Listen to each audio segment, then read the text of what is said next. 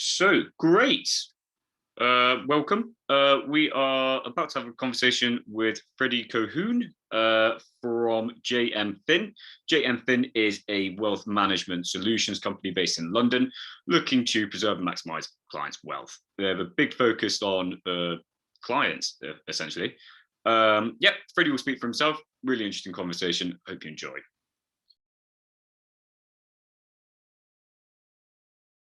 Freddie, pleasure to have you here. Would you mind starting and introducing yourself and telling us a little bit about your role at JM Fin? Thanks for having me on. I am Freddie Cohoon, investment director here at JM Fin. Been here since 2005. Was previously at HSBC Investments for a few years before that, and have seen JM Fin grow from, I would say, a traditional stockbroking firm, morphing into an investment management firm, and now we are a fully fledged wealth management business. Managing just over £10 billion of client assets, and that has grown steadily through the years since I've been here. I have two hats on here. I look after traditional private client portfolios, as well as being part of the team who run the IFA model portfolio service as well. Fantastic. Excellent. Great. So you mentioned the growth of JM Fin. We could sort of tackle that and look at JM Fin more generally. So could you tell me a bit about your sort of ethos, your philosophy to investing and looking after clients? Yeah, indeed. So ultimately, JM Fin puts a lot of emphasis on client service, primarily. And indeed, we have grown predominantly through the years I've been here through client referral. Clients, of course, only refer us if they think the service and outcomes are good, and thankfully that has been the case. We're not also just sort of going out there necessarily being everything to everyone. We have a service that we feel is pretty well embedded here, whereby the client always comes first. Okay, we hear the word tailored quite a lot in the industry, but we certainly try and tailor everybody's portfolio to their individual circumstances. Okay, so we do have quite a rigid approach to investing, and of course we have parameters around what we can invest in and can't invest in, but really try and bespoke client portfolios to their individual needs. And that also goes across when we speak to IFA firms as well, and bespoke our model portfolios to their requirements as well. That's really interesting. Could you tell me, we were just discussing, could you tell me a little bit about the survey we were just talking about?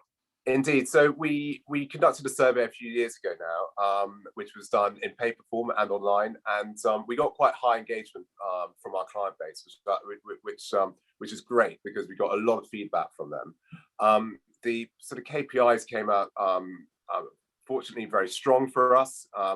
We are certainly seen as a trusted advisor to a number of our clients. I think that one of the main points that came out of it was the very high, almost industry-leading Net Promoter Score, the NPS score, which came in above 70. So that shows, the clients willing to refer us on to friends of theirs. And as I said, that is really how we've grown over the years. You don't see billboards necessarily with JM Fin on. That's how we slightly are below the parapet in a way, the referral process is how we really like to bring in new business. Yeah. Great. So moving on, would you tell me a little bit about how your role with IFAs has developed over the last 6-7 years, and your relationship with IFAs as it stands at the moment? So we've been working with IFAs really since 2012, and 2012 wind the clock back to the retail distribution review, and many advisors at that time were looking to outsource their investing role to DFMs, and we saw that as an opportunity to try and engage with IFAs who we hadn't done previously. Now, what we wanted to do, and I mentioned this already, we're not trying to sell everything to everyone. We want to sort of build a business that is sustainable and also scalable, and actually try and identify with like-minded IFAs, ultimately, who want to just, nurture their client bases, provide them with good advice, and then have trusted partners helping them to achieve the outcomes. So we ultimately didn't necessarily go down the model portfolio route. We actually launched a service called the Tailored Platform Solution, so the TPS service, and that enabled us to speak directly to advisor firms. And rather than, again, sort of advisor firms outsourcing to DFMs, we like to insource our proposition into the IFA's proposition themselves, and really have a conversation like we would with any private client ultimately, and tailor the models that we were to put together for the underlying IFA's requirements ultimately. And so the key there is, the engagement factor, the enabling trust to kick off immediately, have a good meeting. It's a two-way conversation. Again, I know at that time when there's a lot of our peer group trying to put on model portfolios onto third-party platforms, waiting for the funds to flow in, and ultimately not many did, and there weren't too many successes. We saw a sort of positive engagement by talking to IFA firms, structuring the portfolios along the lines that they wanted to fit with their risk profiles, and then ultimately ran the majority of that IFA firm's money for them. So that's how it started. And it really has just evolved from that point forward. We have launched an MPS service, which was actually just for internal clients only. And soon we are going to be launching an external MPS service as well. Really what that might provide us an opportunity with is actually for some IFA firms to test us out first by using MPS. And then if they like what they see, then ultimately have a conversation with us about more the tailored platform solution. And again, we can run that on our platform or a third-party platform. So that's really how it's evolved over the last 8 to 9 years. So we were just talking about the commoditization of MPS, and I'd like to ask you about how JM Fin differentiates themselves in that market. Maybe you could tell me a little bit about that.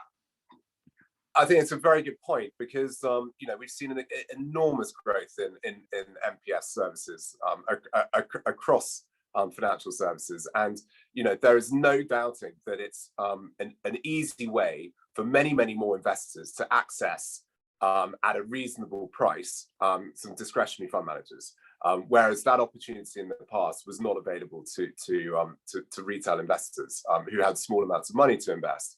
So that is a massive positive. That aligns with our government's aims for getting more people investing at a younger age. Clearly, we've also had the robo-advisors coming along as well, offering their services. But from a more passive perspective, I'd say the MPS landscape, yes, there's commonality and perhaps quite difficult for people to get under the bonnet and say, where is the difference between that provider's MPS and this provider's MPS? I think if there's a lot of work that the advisors can do on this, and I'm sure they're already doing this.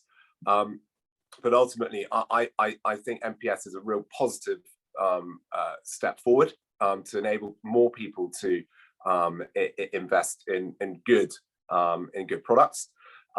But this, as I mentioned, the slight sort of angle that we're taking is a more sort of tailored approach, whereby you could have direct contact with your DFM. We have advisors who predominantly just liaise with us, but we are open to meeting their underlying clients as well if they want to have access to us. And indeed, we collaborate with the advisor firms and put on events, and we can turn up and provide some expert views for their clients as well.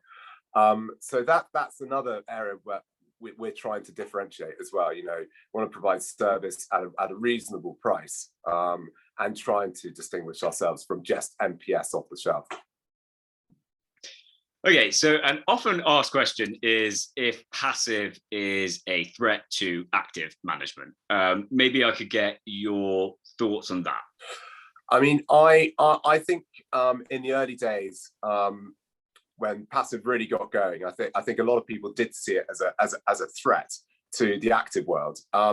And indeed, it has been a threat, because we've seen a load of these active fund managers and funds ultimately that have been withdrawn from the marketplace. We had quite a lot of active funds which were ultimately just sort of pseudo tracker funds, that didn't really perform.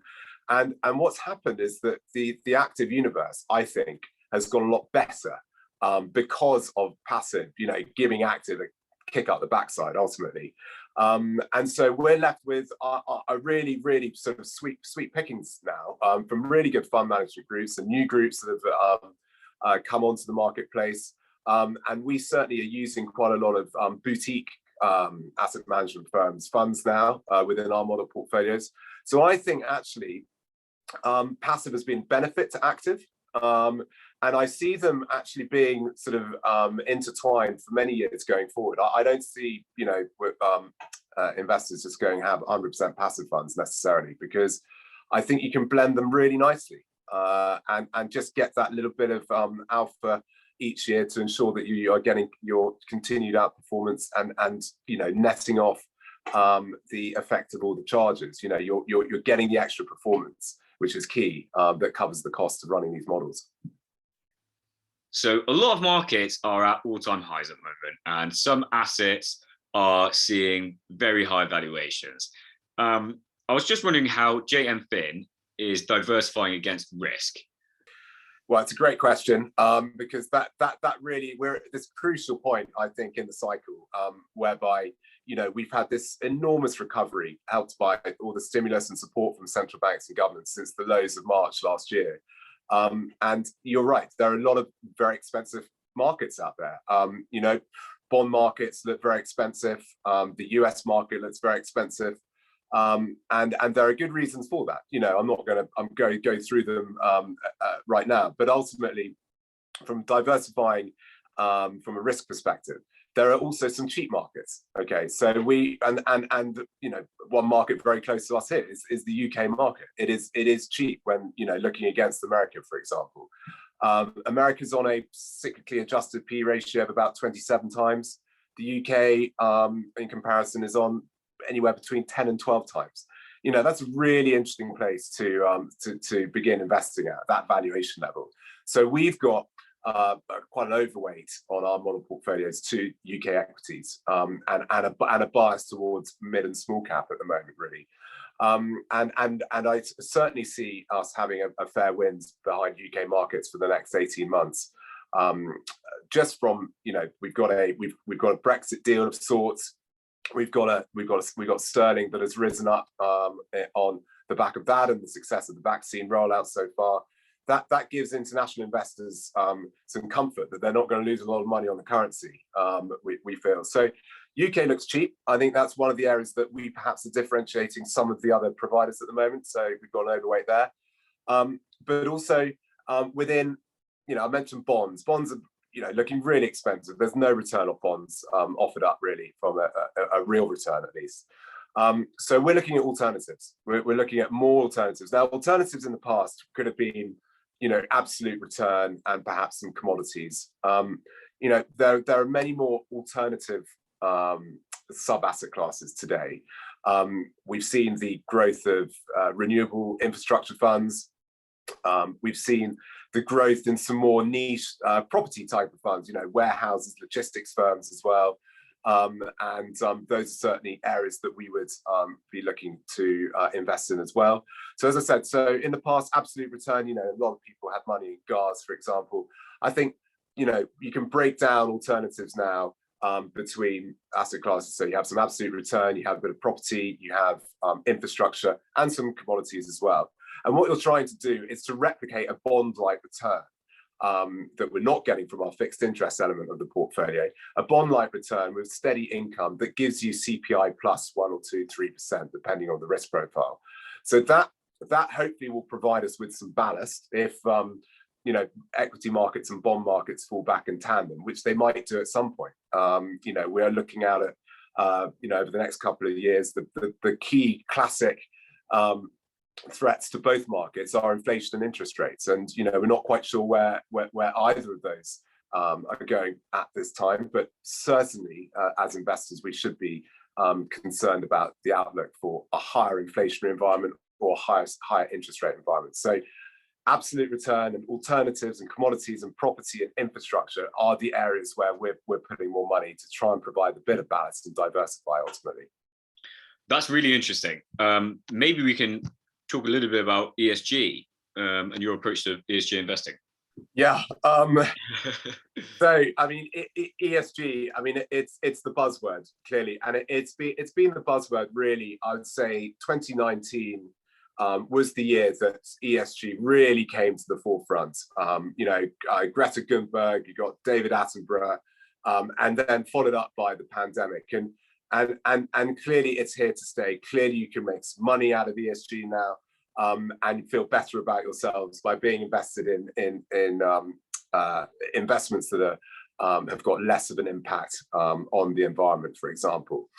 However, there's been a lot of money going in, and I think into the sector as a whole. And I think the investment firms here in the UK are sort of scrabbling to get their ESG solutions in place. I mean, you can slice and dice ESG, I think, about 7 to 9 different ways. You've got the classic negative screens, you've got the positive screens that you're going to invest in companies that are providing a positive impact from an environmental, social impact and governance perspective. And what we're trying to do for our solution here is to take a practical approach to ESG. When it comes to fund selection, we've got a sector specialist here, supported by her team, who are selecting funds. And what we do and how we explain our approach to our advisor firms here is, we are selecting funds from all of those different types of buckets. The positive screen, the negative screen, those funds that are also just trying to make the world a better place. And we have this investment policy that ultimately says we're going to provide a blended model portfolio of these types of funds. Okay, the advisor then has the opportunity to go, actually, no, we'd prefer to have just funds that have a positive screen, or those funds that really focus in on renewable energy, for example. So again, you have that sort of tailored approach, and you have that sort of two-way conversation for when we build the portfolios. But there is still, I think, a big education piece to be done here, not only for perhaps managers like ourselves, but also for the advisor network and also for private clients themselves, in terms of what do people actually want? How do they want their portfolios to look? We're engaging with a partner who will be providing us with an overlay of all of our equity exposure, and be able to engage more regularly with companies at shareholder meetings as well. And also, we will be at some point over the course of the next 12 months be providing clients with an overall score, an ESG score of their portfolio as well, which we think will be very interesting. We're not quite there yet, but as I said, we have a policy that we are engaging with advisors and our private clients with, to say that we're just taking this practical approach whilst the industry sort of scrambles to get up to speed, I think. And we're having very interesting conversations with people ultimately. But I think the education piece is really important, because I think more education is needed on the topic. Great. So bringing it back home a bit, let's look at, I'd really like to hear what you're looking forward to in Q2, considering that we've had, or in the UK, considering that we've had a successful vaccine rollout, the pound's rebounding, and the government is sticking to its economic roadmap. I'd just like to hear your thoughts. What are you excited about? Maybe what are you looking forward to? And are there any positives, especially considering what we previously talked about with the discount to FTSE 100 companies? Well, I'm in danger of potentially embarrassing myself here, because this pandemic has made fools out of all of us, in the sense that it's been so unpredictable. But you're right. I mean, as things stand, the UK looks in a pretty good position, with the vaccination rollout a success to date, and the government seemingly going to stick to its roadmap of unlocking the economy step by step. I think what's from an investor's point of view, it's going to be very interesting to see what happens with a number of sectors within the FTSE. Clearly, we've got the leisure and entertainment sector, which has been really impacted over the last 12 months, already starting to really sort of outperform, actually. I think we're clearly in an upgrade cycle here now. And this leads into, the growth versus value discussion that a lot of people are having today as well. And, you're looking at quite a lot of value potentially, value stocks, both within the FTSE 100, Whitbread, for example, with the Premier Inns opening up. You got Compass, the world's largest catering company. Those types of situations are starting to look interesting, but also equally, you got pubs, you got bowling alleys, you've got retailers. I think it's looking quite good in the short term.